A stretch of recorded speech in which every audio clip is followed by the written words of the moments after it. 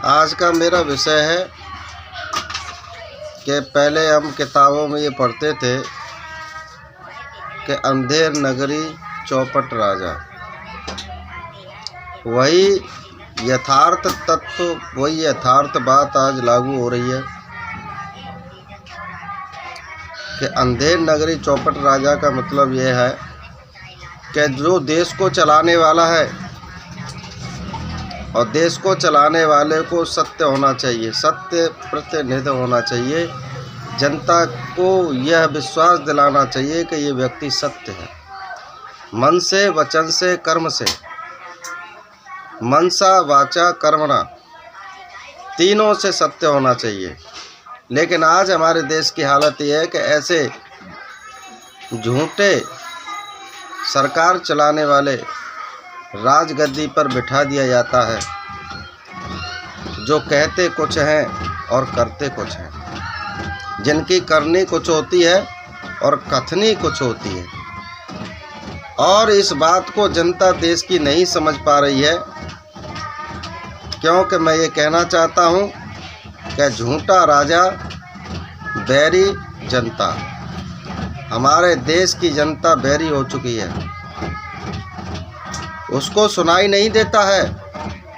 अगर सुनाई देता तो 15 सालों से कहा जा रहा है, 15 साल पहले से ही बोला जा रहा है कि देश के लिए गरीबी ख़त्म करेंगे, गरीबी ख़त्म करेंगे। लेकिन आज आप देख सकते हैं कि बीजेपी के अंदर जो मोदी नाम का व्यक्ति है, जो देश का प्रधानमंत्री है, और जो ये कहता है कि गरीबी ख़त्म करेंगे, 15-15 लाख रुपए देंगे, लोगों को बहका दिया गया, गरीबों लोगों को कुचला गया, मध्यम परिवारों को कुचला गया, महंगाई इतनी चरम सीमा पर हो गई, लॉकडाउन लगा दिया गया, ऐसी बीमारी की व्यवस्था बना दी गई कि लोग गुमराह हो गए कि बीमारी चीन से आई है, बाहर से आई है। इस तरह का जो झूठ एजेंडा, झूठ परफॉर्मा, झूठ वक्तव्य फैला दिया गया कि एक तरफ बीजेपी के जो चालू चपल भ्रष्टाचार व्यक्ति हैं, चाहे वो ब्राह्मणवादी हों, कहा जाता है कि राम राज्य आ रहा है। राम राज्य में क्या राम ने झूठ बोला था कि राम झूठे राजा थे? अरे उनके कुल में तो ये कहा गया था कि रघुकुल रीत सदा चले आई, प्राण जाए पर वचन न जाए। वचन को ही अनमोल माना गया था। तो राम के तुम तो मुद्दा बना करके देश को लूटने का काम कर रहे हो, राम को पूजने का काम नहीं कर रहे हो, राम को मिटाने का काम कर रहे हो।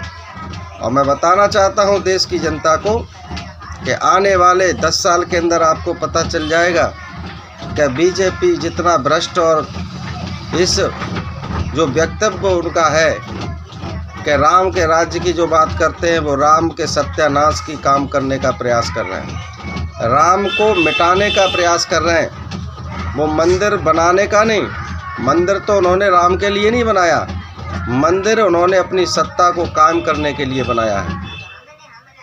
और देश की जनता इसलिए बैरी है कि देश में अगर बहरापन नहीं होता, समझदारी होती, लालच और चल कपटता नहीं होती, तो आज देश की जनता जो है न्याय करती। ऐसा जैसे कि दिल्ली में केजरीवाल ने गरीबों के लिए बिजली फ्री दिया, पानी फ्री दिया, और वही अब योगी आदित्यनाथ उत्तर प्रदेश के अंदर बिजली 200 यूनिट फ्री करने जा रहे हैं। क्यों करने जा रहे हैं भाई? क्यों ये रणनीति अपनाने जा रहे हैं? जब 200 यूनिट की बिजली बेकार थी, आम आदमी पार्टी जिसने काम किया वो बेकार था, तो तुमने उस एजेंडे को क्यों अपना लिया? तो इस बात को देश की जनता नहीं समझ पा रही है। और जो संविधान बनाने की बात आ रही है, वो संविधान नहीं, वो विधान पैदा किया जा रहा है। वो एक ऐसा ब्राह्मणवाद संविधान बना दिया जाएगा जिससे लोग बोल नहीं पाएंगे, लोगों की आवाज़ें कुचल दी जाएंगी, और फिर वही राजतंत्र होगा, प्रजातंत्र नहीं होगा। जिनकी ज़मीनें हैं वो छीन ली जाएंगी, जो किसान हैं उनकी किसानी को बंद कर दिया जाएगा, और एक बंधुआ मजदूर की तरह लोगों से काम कराने का प्रयास किया जाएगा। ऐसा विधान, संविधान नहीं, ऐसा विधान बीजेपी वाले लाने का प्रयास कर रहे हैं। और अगर ये सफल हो गए तो ये समझिए कि बीजेपी की देश के अंदर रणनीति चलेगी केवल और केवल। कोई भी पार्टी अपनी आवाज़ उठाने लायक नहीं रह जाएगी। लोग अपने आंदोलन करने योग्य नहीं रह जाएंगे। लोगों का कोई भी ताकत, कोई भी पावर नहीं रह जाएगी कि उनके सामने आवाज़ उठा सके। और जिस तरह से एजेंडा दिखाते हैं कि मुसलमानों के हम खिलाफ हैं, अरे भाई नदियों में पानी आएगा, मुर्गा बकरे गाय कटना बंद होंगी, कहाँ होगी बंद? तुमने तो लाइसेंस दे दिए। हर चौराहे पर अंडे बेचे जा रहे हैं, मुर्गा काटे जा रहे हैं, हर चौराहे पर गाय और भैंसों को काटा जा रहा है। तुमने कौन सा राम राज्य का खड़ा कर दिया?